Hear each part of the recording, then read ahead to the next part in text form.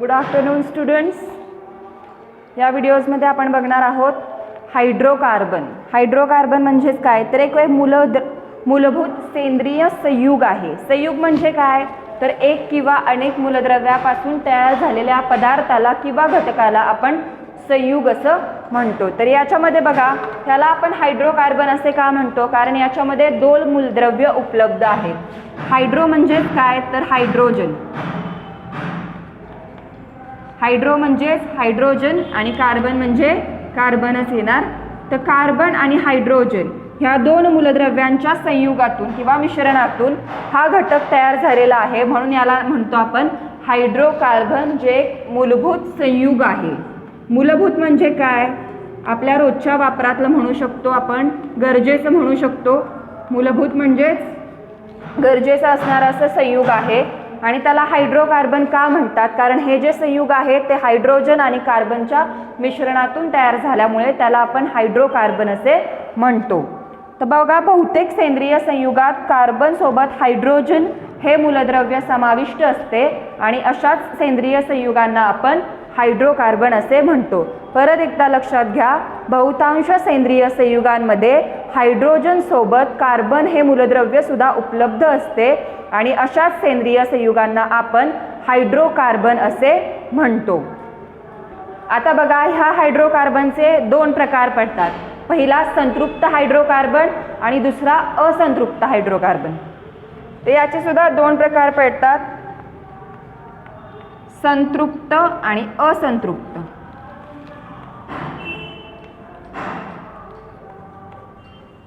संतृप्त आणि असंतृप्त हायड्रोकार्बन. आता संतृप्त म्हणजे काय तर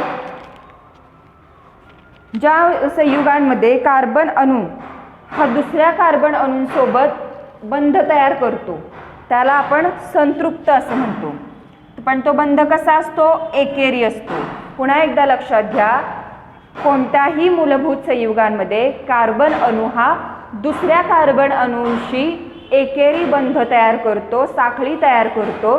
त्या एकेरी बंध असणाऱ्या संयुगांना आपण संतृप्त हायड्रोकार्बन असे म्हणतो. उदाहरणार्थ म्हणजे ह्याच्यामध्ये बघा फक्त एकेरी बंध असणाऱ्या ह्याच्यामध्ये एकेरी बंध असणाऱ्या हायड्रोकार्बन्सना संतृप्त हायड्रोकार्बन्स म्हणतो. त्याचं उदाहरण काय आहे तर इथेन. आता बघा इथेन ह्याचा मोलेक्युलर फॉर्म्युला आहे C2H6 आणि आपण हा कसा दाखवणार CH3CH3. बघा हा जो बंध तयार झाला त्याला म्हणतात एकेरी बंध. म्हणजे ज्या हायड्रोकार्बन्समध्ये कार्बन अणू दुसऱ्या कार्बन अणूशी एकेरी बंधाने जोडला जातो त्याला संतृप्त हायड्रोकार्बन असे म्हणतात. या उलट असंतृप्त म्हणजे बघा ज्या हायड्रोकार्बन्समध्ये कार्बन अणू दुसऱ्या कार्बन अणूसोबत दुहेरी किंवा तिहेरी बंधाने जोडला जातो त्याला असंतृप्त हायड्रोकार्बन असे म्हणतात. दुहेरी किंवा तिहेरी.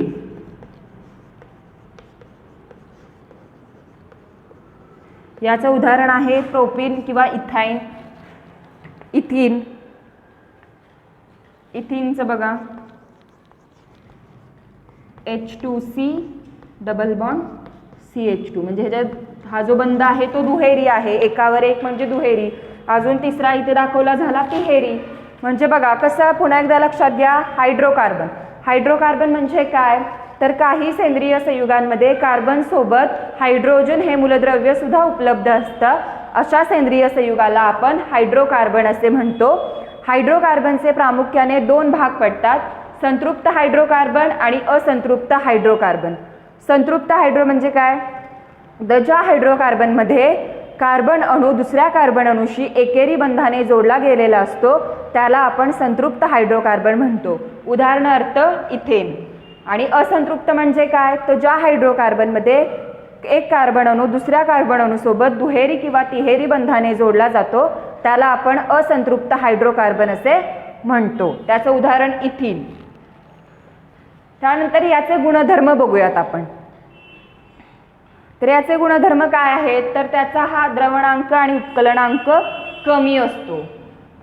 तर बघा हायड्रोकार्बनचे गुणधर्म काय तर द्रवणांक व उत्कलनांक कमी.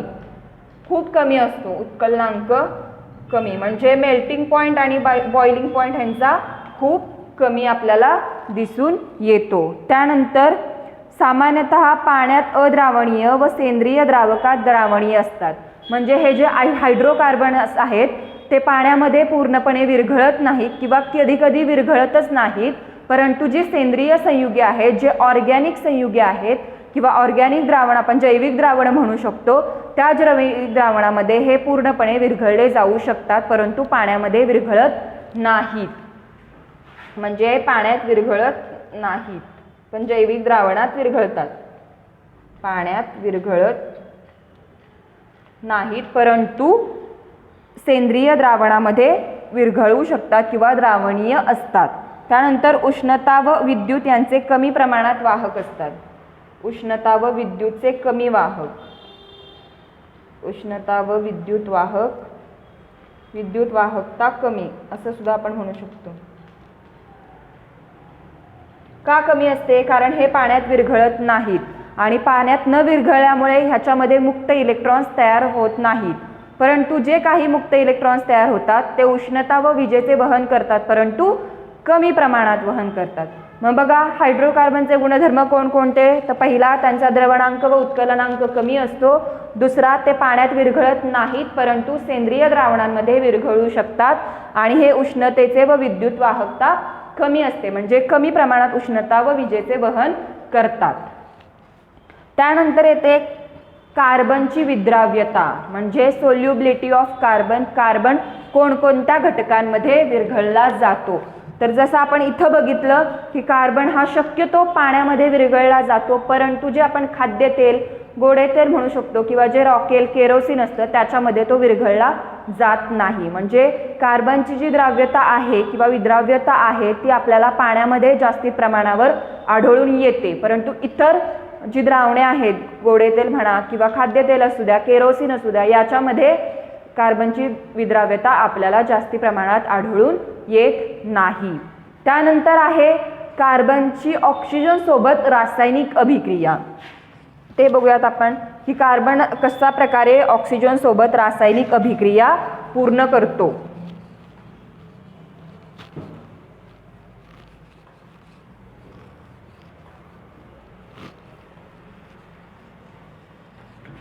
कार्बनची ऑक्सिजन सोबत रासायनिक अभिक्रिया. बघा, कार्बनची ऑक्सिजन सोबत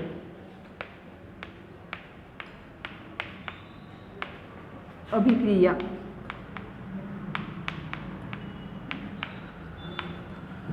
तर बघा, जेव्हा कार्बन हा आपण हवेमध्ये जाळला जातो किंवा कोळसा असेल, जेव्हा आपण कोळसा जाळतो, हवेमध्ये जाळतो, तेव्हा तो हवेमध्ये जो ऑक्सिजन वायू उपलब्ध असतो त्या ऑक्सिजन वायूसोबत रासायनिक अभिक्रिया करतो आणि त्या रासायनिक अभिक्रियेतून कोणता घटक तयार होतो? Carbon dioxide. पुन्हा एकदा लक्षात घ्या, जेव्हा कार्बन हा हवेमध्ये जाळला जातो तेव्हा तो हवेमध्ये उपलब्ध असलेल्या ऑक्सिजन वायूसोबत रासायनिक अभिक्रिया करतो आणि या कार्बन व ऑक्सिजनच्या रासायनिक अभिक्रियेतून कार्बन डायऑक्साईड गॅस तयार होतो. हे बघा, कार्बन प्लस ऑक्सिजन काय तयार झालं? CO2 म्हणजेच काय? Carbon dioxide. ठीक आहे. तर कार्बनची ऑक्सिजन सोबत रासायनिक अभिक्रिया केल्यानंतर काय होतं? तर कार्बन डायऑक्साईड नावाचा वायू किंवा गॅस तयार होत असतो. तर आता आपण बघणार आहोत कार्बन डायऑक्साईडचेच काही गुणधर्म किंवा कार्बन डायऑक्साईड कोणकोणत्या स्वरूपात आपल्याला आढळतो. आता कसा तयार होतो ते तर आपण बघितलं. जेव्हा कार्बनची ऑक्सिजन सोबत रासायनिक अभिक्रिया होते तेव्हा या दोन्हींच्या रासायनिक अभिक्रियेतून कार्बन डायऑक्साईड हा वायू किंवा हा गॅस तयार होत असतो. CO2 म्हणजेच काय? Carbon dioxide. तर CO2 हा काय झाला? त्याचा रेणुसूत्र म्हणू शकतो आपण. रेणुसूत्र कार्बन डायऑक्साईड. कसा तयार झाला कार्बन डायऑक्साईड? कार्बन व ऑक्सिजनच्या रासायनिक अभिक्रियेतून कार्बन डायऑक्साईड तयार झाला. त्याचं रेणूसूत्र आहे CO2 आणि ह्याचं रेणू वस्तुमान येणार 44. म्हणजे एका रेणूची किती? तर 44. वस्तुमान किती? 44. आणि त्याचा द्रवणांक -56.6 डिग्री सेल्सिअस हा काय झाला? द्रवणांक. म्हणजे एवढ्या तापमानाला कार्बन डायऑक्साईड वायू वितळवला जाऊ शकतो. तर बघा कुठे कुठे आढळतो? तर आपल्याला माहिती आहे कार्बन डायऑक्साईड साधारणपणे आपल्याला हवेमध्येच आढळून येतो. जेव्हा जेव्हा आपण कोळशाचा किंवा कार्बन हवेमध्ये जाळला जातो, तो कार्बन काय करतो? हवेमध्ये उपलब्ध असलेल्या ऑक्सिजन सोबत रासायनिक अभिक्रिया करतो आणि त्यातून कार्बन डायऑक्साईड तयार होतो. म्हणजे आपण जेव्हा कोळसा जाळतो तेव्हा कोळसा जाळल्यानंतर सुद्धा कार्बन डायऑक्साईड वायू तयार होत असतो. त्यानंतर कार्बन डायऑक्साईडचं काय? कार्बन डायऑक्साईडचे गुणधर्म कोणकोणते किंवा त्याचा उपयोग काय? तर कार्बन डायऑक्साईड सगळ्यात जास्त उपयोग कोण करत असतं? तर वनस्पती करतात. वनस्पती स्वतःचे अन्न तयार करण्यासाठी हवेतील कार्बन डायऑक्साईड शोषून घेतात आणि प्रकाश संश्लेषणाद्वारे आपले अन्न तयार करत असतात. तसेच आपण बघा जे कोल्ड्रिंक्स वगैरे पितो, थम्सअप, पेप्सी, ह्यांना जर जास्त काळापर्यंत टिकून ठेवायचं असेल तर त्याच्यामध्ये सुद्धा कार्बन डायऑक्साईड वायू किंवा कार्बन डायऑक्साईड गॅस ॲड केला जातो. ते आपण बघतो थम्सअप किंवा पेप्सीचं बॉटल ओपन केल्यानंतर त्याच्यामधून फसफस असा फेस बाहेर येतो. तो काय असतो? तर तो कार्बन डायऑक्साईड वायू असतो. त्या वायूमुळे ते जे कोल्ड्रिंक्स आहेत ते खूप दिवसापर्यंत आहेत त्या स्थितीत टिकून राहू शकतात, चांगली राहू शकतात. म्हणून त्याच्यामध्ये सुद्धा आपण कार्बन डायऑक्साईडचा वापर हा करत असतो. तसेच बघा अजून फसफसणारी शीतपेये तयार करण्यासाठी CO2चा वापर करतात. परत शीतकपाटांमध्ये म्हणजे आपण जो रेफ्रिजरेटर यूज करतो, फ्रीज घरामध्ये यूज करतो, त्यामध्ये सुद्धा दूध व दुग्धजन्य पदार्थ हे चांगले ठेवण्यासाठी त्याच्यामध्ये जे एक छोटीशी अशी टाकी दिलेली असते त्या टाकीमध्ये सुद्धा कार्बन डायऑक्साईडचा वापर हा केला जातो. तसेच अग्निशामक यंत्रामध्ये सुद्धा कार्बन डायऑक्साईडचा वापर केला जातो. कारण ऑक्सिजन जो असतो तो आग वाढवण्यासाठी वापरतात, परंतु कार्बन डायऑक्साईडचा वापर हा आग विझवण्यासाठी केला जातो. त्यानंतर कॉफीमधून कॅफीन काढून टाकण्यासाठी सुद्धा CO2 द्रवरूप कार्बन डायऑक्साईड वापरतात. त्यानंतर द्रावक म्हणून द्रवरूप CO2चा उपयोग हा अत्याधुनिक अशा पर्यावरणपूरक ड्राय क्लिनिंगमध्ये केला जातो.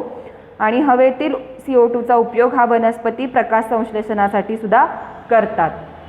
आता आपण बघतोच की ज्या अग्निशमन गाड्यामध्ये असतात त्यांच्यामध्ये सुद्धा त्यांच्यात किंवा जे छोटे छोटे असे सिलेंडर आपण बघू शकतो मोठमोठ्या हॉटेलमध्ये, रेस्टॉरंट्समध्ये किंवा अन्य काही ठिकाणी जेथे ज्वलनशील पदार्थ तयार होतात अशा ठिकाणी मोठमोठे लाल रंगाचे सिलेंडर उपलब्ध असतात. तर ते कशासाठी असतात? तर ते आग विझवण्यासाठी असतात. आणि त्याच्यामध्ये जो गॅस असतो तो कोणता असतो? तर त्याच्यात कार्बन डायऑक्साईडची भुकटी भरलेली असते. त्यामुळे जिथे कुठे आग लागेल त्या ठिकाणी जेव्हा आपण तो गॅस फवारतो तेव्हा त्यातून ती कार्बन डायऑक्साईडची भुकटी बाहेर पडली जाते आणि त्या भुकटीमुळे आग नियंत्रणात आणली जाते. जसा आपण ऑक्सिजनचा वापर हा आग वाढवण्यासाठी करतो तसा कार्बन डायऑक्साईडचा वापर हा आग विझवण्यासाठी केला जातो. त्यामुळे मोठमोठ्या अग्निशामक यंत्रामध्ये किंवा आग विझवण्यासाठी लागणाऱ्या यंत्रामध्ये कार्बन डायऑक्साईडचा वापर हा भरपूर प्रमाणात केला जातो.